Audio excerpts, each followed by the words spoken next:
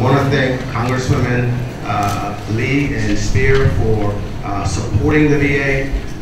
We have had unprecedented resources in the last several years to try to combat the increases that we've had in the VA, but we've also had unprecedented increases in receipts. 48% increase in the amount of work coming in the door. Now, that's our problem. That's not your problem. We have to find a way to get better, and we're getting better. We're doing it, we're attacking it in different ways. But the question has come up about how we got into this situation. I'm going to take ownership of it. I'm in leadership. We have to take that, and we have to fix it. But it didn't happen because we've just got folks in Oakland and the other regional offices around the country not doing things. It's a lot of work coming in the door, and we've got a lot of hard-working people out there, including in Oakland, that's doing the best that they can to get the job done. Over 53% of the folks in Oakland are veterans, just like many of you. And my guess is the other ones in there at least have some neighbor or spouse or relative or something that is a veteran as well. It's really tough right now. The economic situation in our country has really driven up the number of claims coming in, and we are doing certain things to try to address that. The Social Security Administration, they have a paperless system. We have engaged with the Social Security Office in past years to try to gain what some of the things that they've been using. And we have a system, it's called VBMS, that is going to allow us to go paperless and give us, which we feel, the lift necessary to produce more. But what has caused us to get here are a couple of things. The receipts, increase in receipts, as I mentioned earlier. There was also, a couple of years ago, our secretary, Eric Shinseki, approved 3 additional presumptive conditions for Agent Orange. Many of you in this room will benefit from that. I know that personally. And what the secretary said was, and we agree with it, that these folks, some of whom have been waiting for 40 or 50 years, that were denied a claim because we didn't have laws on the books, said that I am going to now allow these folks to get service connection as a result of their service in Vietnam. And I don't want those folks to wait. I want them to go to the front of the line. They went to the front of the line. These are folks that have been waiting 40 plus years. Now, here's the thing that happened as a result of it. Some of these cases, as an example, someone filed a claim for ischemic heart disease in 1975. We didn't have a law in the books that would allow that as a result of their exposure to Agent Orange and being in Vietnam. We couldn't grant it, so we denied that case. There was a law that was passed, a court decision that said, that's your problem, VA. If someone comes up with one of these diseases that we find that we're going to grant service connection, you need to go back and re-adjudicate the claim and go all the way back to the date that you denied it. Yeah. So what happened was, I agree with that. I agree with that decision. But what we have to do is to go all the way back and grant that decision, and if that veteran, she or he, happen to have been deceased, then find the beneficiary and pay out those benefits. That's what we needed to do.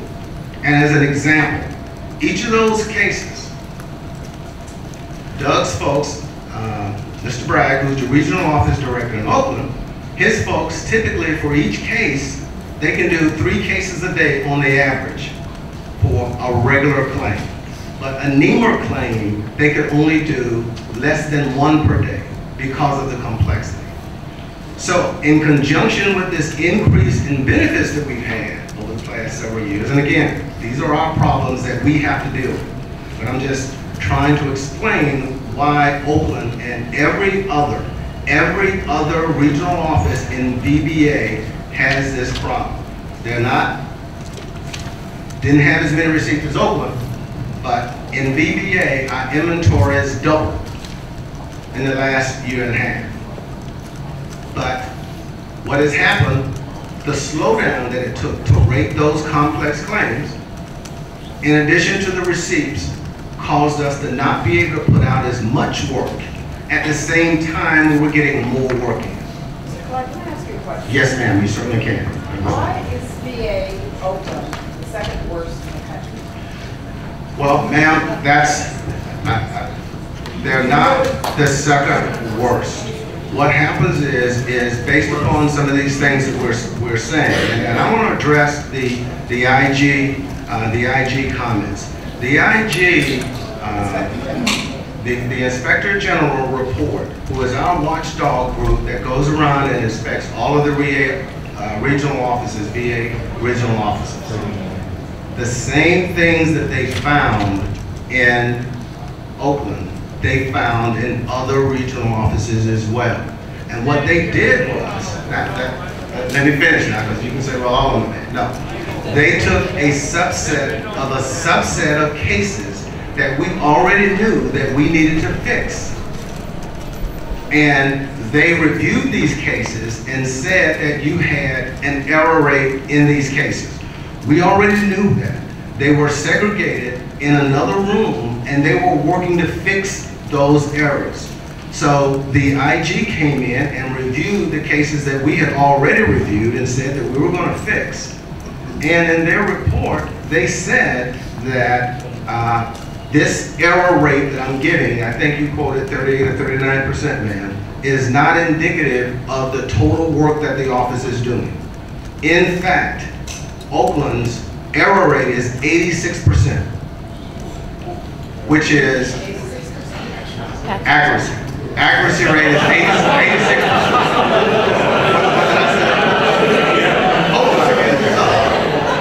Yeah, I would have allowed you to escort me out of here. I'm sorry.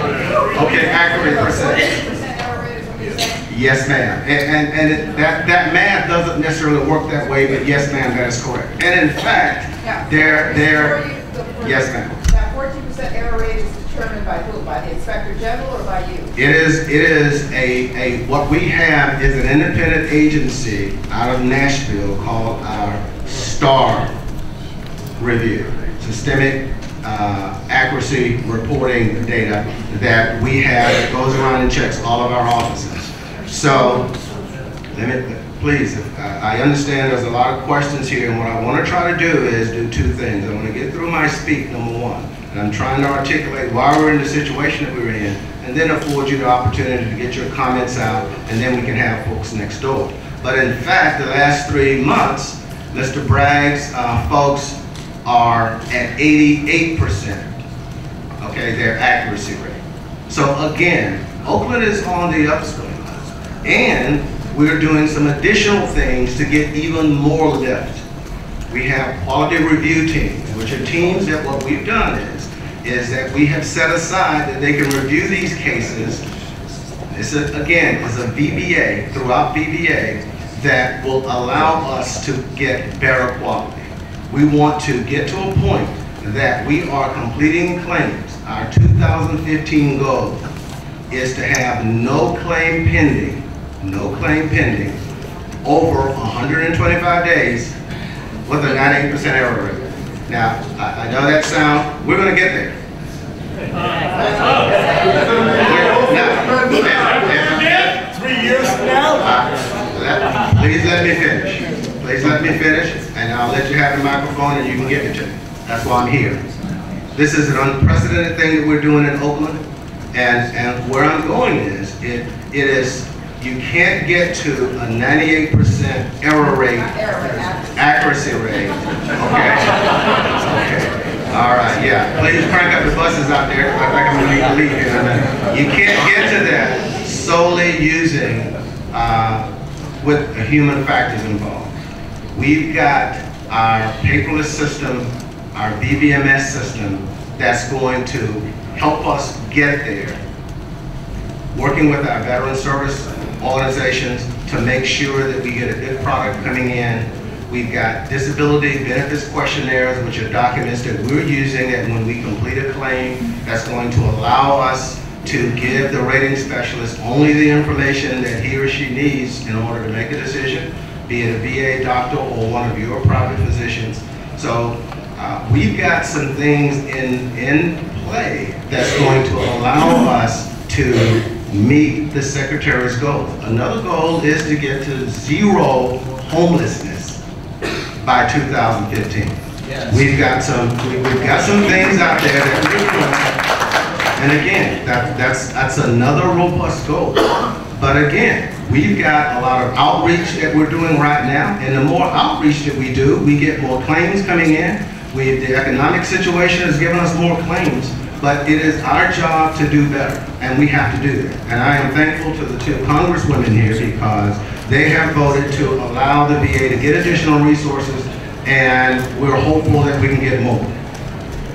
But we get more work in. And so Doug's folks are producing more work, but we just get more that's coming in the door.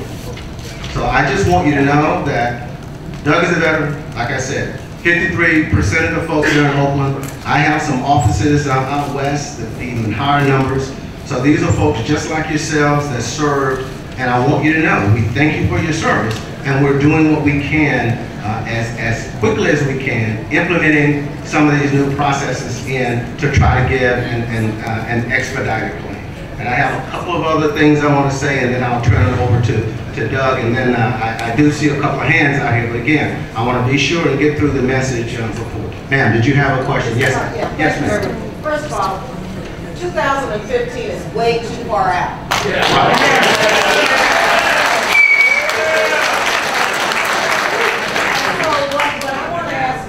Given the backlog, especially that we have out of Oakland, what is it that we can do to bring that date forward? As members of Congress, what do we need to do? Secondly, when the 3 more conditions were included as a result of Agent Orange, yes, ma'am. How internally and administratively did you reorganize to take, because we definitely need to process these claims also. So, but not at the expense of the wounded warriors and the new veterans who are, whose 34% constitute, these backlogs. So how did you do that? Yes, ma'am. Those claims are all done. So those NEMR claims are all complete. The Agent Orange, the 3 conditions? The NEMR claims, the live claims are all completed. I have some still pending. We have the claims which, we're talking about claims for which someone was denied for a claim that has now been deemed by the Secretary that we can pay benefits for. We have re-adjudicated all of those claims. We are working on some death claims right now, which we have made a rating decision on all of those. We are now contacting the next of kin to find out where they are and pay out those benefits. So the NEMR claims have been done. They're completed. What's NEMR? Yeah. NEMR was a court decision that said to the VA that any new presumptive conditions that the Secretary says are related to Agent Orange, and if that veteran who had filed for a claim at some point in the past and was denied, you have to go back, reopen that case, and then pay them once you grant it back to the original date from which they filed that claim. I gave an example of someone that filed a claim in '74 for a particular condition, kidney heart disease, Parkinson's, hairy cell leukemia, and we'd have to go all the way back to '74, pay that person, find out when they were hospitalized as a result of that condition, and the like. We have done those claims. Mr. Clark? Yes, ma'am. There's a woman who's shaking her head no that says her husband's claim was not handled. Is it a NEMR claim that was denied? No. Okay. So Right. Right. Okay, so. What is it that we can do to up the date from 2015? Well, the 2015 is no claim pending over 125 days. Now, obviously, more resources are always the answer. But ma'am, that's expensive. So that's why we're doing things as VBMS, Veterans Benefits Management System, is our paperless system that's going to allow us, and that system is in test. It has been released to several regional offices already. We didn't do so to Oakland, because one of the things that we're doing to Oakland, we've gone through, and before we institute VBMS here, we're providing some training to all of the technicians and the supervisors to make sure that when we put that system in here and we get all of the bugs worked out, that we'll get the necessary lift to provide the claims processing system that we need. So to answer your question, more resources. I think our secretary has come forward with some things. I'm not necessarily privy to all of that, but in the budget request, we might see some of that. Well, we wanted to follow up on Congresswoman Lee's question. Yes, ma'am. We wanted to be able to say, we want to have all of the claims, the backlog of claims, resolved by the end of this year. What would you need in order to do that?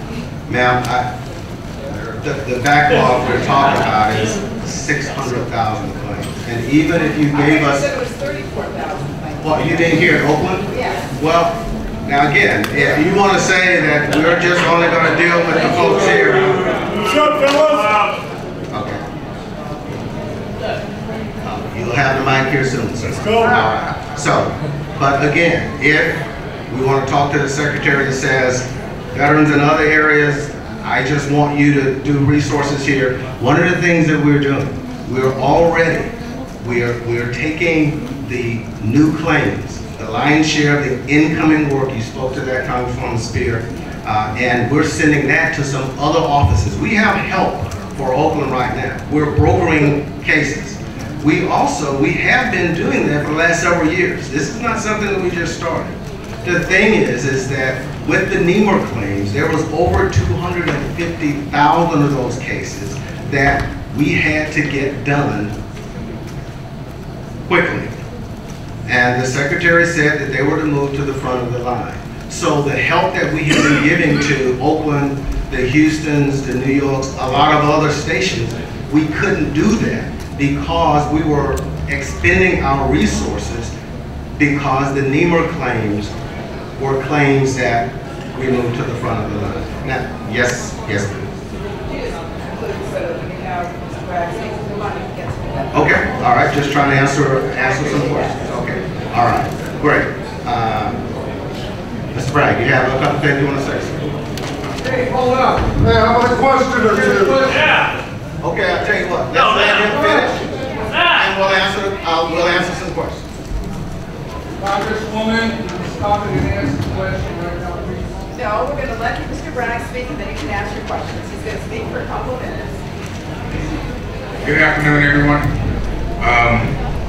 I'm Douglas Bragg, and I am the director of the regional office here in Oakland. And I've been around talking to a lot of people about the shape that Oakland is in and what it is that we're doing about it. And I've grown fond of a little thing stuff that I say to people when I talk about it. So 6 months ago, I was looking for this job, and I was looking at the shape that Oakland was in, and I was realizing stuff. There was a lot of challenges, and I came here anyway. I came here because I started here. I started with the regional offices in San Francisco. I have an affinity for Northern California veterans. As Mr. Clark has mentioned, I'm a Vietnam era veteran out of the United States Air Force, and I am service-connected disabled. So I know what it's like to file a claim and wait for a decision. So 6 months later, But you have your decision? I filed my claim years ago. Okay. So you're double dipping.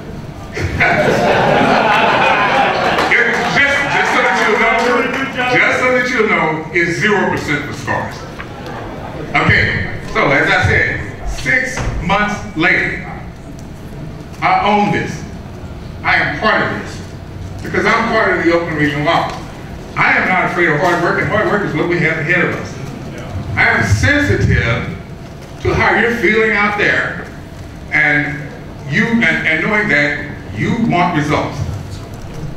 I am committed to bringing you results.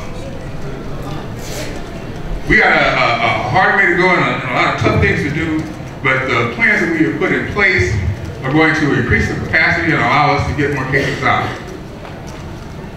It is my goal that we significantly reduce the number of claims that are pending by the end of this fiscal year, so that we can go on and make further progress as we get into the next fiscal year. And I'm confident that the caring people, the veteran-centric people that work for the Oakland Regional Office are there and ready to do these things.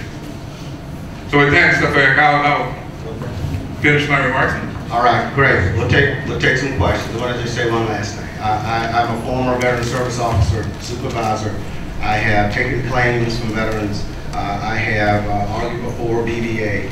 I understand the process, and certainly, I guess my empathy doesn't do much, but I want you to know, again, just want to reiterate that we're here to listen to you. We hear it loud and clearly. I've got several other states. We've got a severe pending backlog in our agency, and we're going to get it done. It's going to be tough, and a lot of people are waiting, but we're going to get it done. With that, sir, I'll start with you right here on the floor. Sergeant Bragg, Vietnam veteran. Gentlemen, 2010, August 9th, PTSD, depression-related syndromes, rated with a level of 8. Asked to get down on my own to work this down. I've been waiting over 2 years. I filed their paperwork claims. They sent me a letter this past year telling me that that paperwork was no good that I filled out 2 years ago to refill paperwork. They're the ones who eliminated the paperwork. Now they send me to the doctors, the psychiatrist and medical doctor. I see them. They both recommend compensation. Now they take that from those doctors and they send it to the board. A board decides what your compensation is. Who is the board? Who's making our compensation for us? Who are these magic people making the decisions on our lives? The black hole of VA, Oakland, California. Thank you very much. For those who fight for it, Mike has a flavored meeting. The protected will never know. Veterans! Okay. Yes, sir. I don't think there's an answer there. I will say this. Back when I was a rating specialist, I rated hundreds of claims for PTSD. Hundreds. Why am I waiting still 2 years later? We've got, and you rated me. We've got some folks right next door that will take care of you, sir. I had 184, you're calling number 30-something? Sir, you're in the back with the hat on. Yes, sir, you've been had your hand. Listen, no, sir, I'm the young man in the back there with the white hat. Yes, sir, how can I help you? Thank you. I'm Assistant Fire. Thank you for the compliment. Yes, sir. My name is Duke Medeiros. I'm the Assistant Department Service Officer, Veterans of Foreign Wars, and I've been filing claims for our vets for 9 years. Casual glance in the room as to 22 of my claimants. There's more Purple Hearts, Silver Stars, Navy Crosses. I'm a Vietnam veteran. I did 3 tours.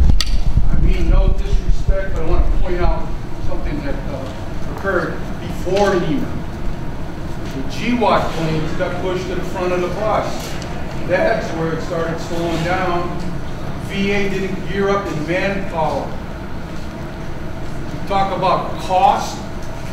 Please, scan the room. Men and women in this room wrote checks for their lives payable to the people of the United States. Fortunately, they're here not in San Bruno in a grass-covered lawn. I'm not here to defend the VA. We work with them. It's a non-adversarial relationship, for lack of a better word. And Mr. Bragg has some outstanding people that work there. But with every bureaucracy, you got people feeding at a trough, and what are you going to do about it? Please, we got people waiting. The GWAT veterans are calling every day in 6 months, 1 year, year and a half. I get the phone calls from the widow whose husband died 5 years ago, and Minnesota is going, we're going to get to them as soon as we can. Everybody is a priority. We need help. Let's not talk about money. These guys have paid the bill. Thank you very much. Yes, sir.